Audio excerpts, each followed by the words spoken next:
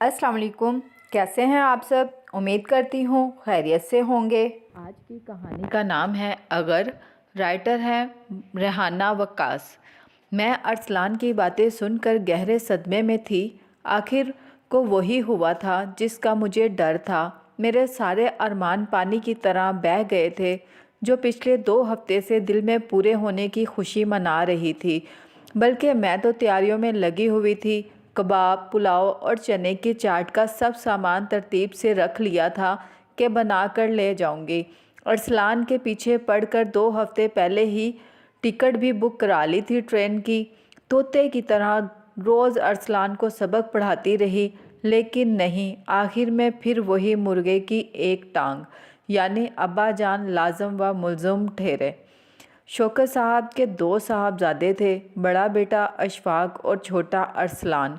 यूं तो दोनों बेटे काबिल और अच्छे मिजाज के थे और अलग अलग घरों में रहते थे, लेकिन अशफाक गुस्से के तेज़ थे, बर्दाश्त की बहुत कमी थी। ज़रा सी बात पर घर में तूफ़ान बर्पा कर देते, इसलिए अब्बा जी इनके रहने से कतराते थे। इसके मुकाबले में अरसलान ठंडे मिजाज के और अब्बा जी की हाँ में हाँ मिलाते रहते थे और हर काम में इनकी राय लेना अपना फ़र्ज़ समझते थे। मैं भी अब्बा जी का बहुत ख्याल रखती थी, लेकिन कभी कभी उलझन होने लगती कि कहीं जाना हो तो अब्बा जी की टेंशन होने लगती।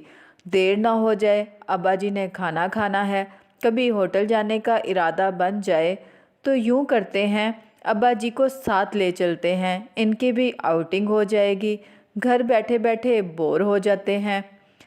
अरसलान पुरजोश होकर मुझे इत्तला देते हुए फ़ौरन अब्बा जी को तैयार करने चल पड़ते और मैं जलती भुनती रह जाती। बतेरा समझाया कि कभी कभी बंदे का अकेले जाने का दिल भी करता है, लेकिन वो जवाब यूँ ही देते, तुम्हें क्या पता अब्बा जी ने हमारे लिए क्या क्या कुर्बानियाँ दी हैं, और अब मैं इनको अकेला छोड़कर सैर सपाटे करता फिरूं, ये नहीं हो सकता। मैं इतना खुदगर्ज नहीं हो सकता। मैं इनको दो टोक अंदाज देख कर अपनी कुर्बानियाँ देने के लिए तैयार हो जाती। इस बार भी ऐसा ही हुआ। मुल्तान में बाजी की बड़ी बेटी की शादी थी। अरसलान के साथ मैंने और बच्चों ने इस बार ट्रेन में मुल्तान जाने की प्लानिंग की। लंबा सफ़र था तो घर से कुछ खाने के साथ में ले जाने थे और रास्ते में जितने भी चीज़ें बेचने वाले आएंगे वो भी खाएंगे, खूब मज़ा करेंगे। और अब्बा जान वो कहाँ जाएंगे? अरसलान ने सब सुनने के बाद पूछा। अब्बा जान को अशफाक भाई के यहाँ छोड़ देंगे, 1 हफ्ते की तो बात है। अब्बा जान इतना लंबा सफ़र नहीं कर सकेंगे, थकावट हो जाएगी, इनकी सेहत इजाज़त नहीं देगी। मैंने तरीके से अरसलान को समझाते हुए कहा, अच्छा चलो ठीक है, मैं अशफाक भाई के यहाँ छोड़ आऊँगा अब्बा जी को। और सुने, आज शाम को टिकटें करवा लाना, क्या पता कल टिकट ना मिले तो। मैंने दिल में खुशी के लड्डू फूटते हुए महसूस किए।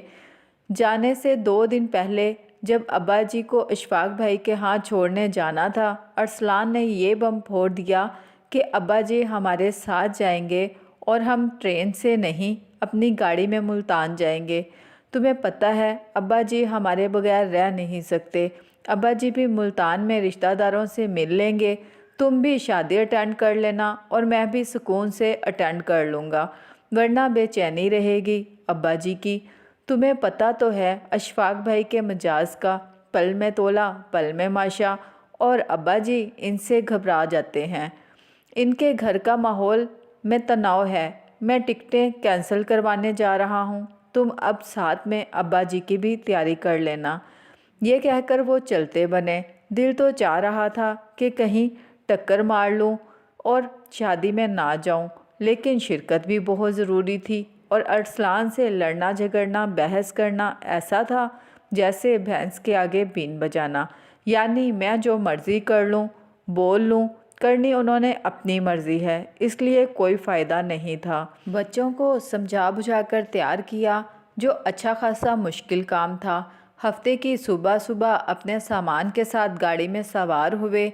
अब्बा जी तो अच्छे खासे खुश थे। अरसलान के साथ वाली सीट हमेशा की तरह इनकी हुई।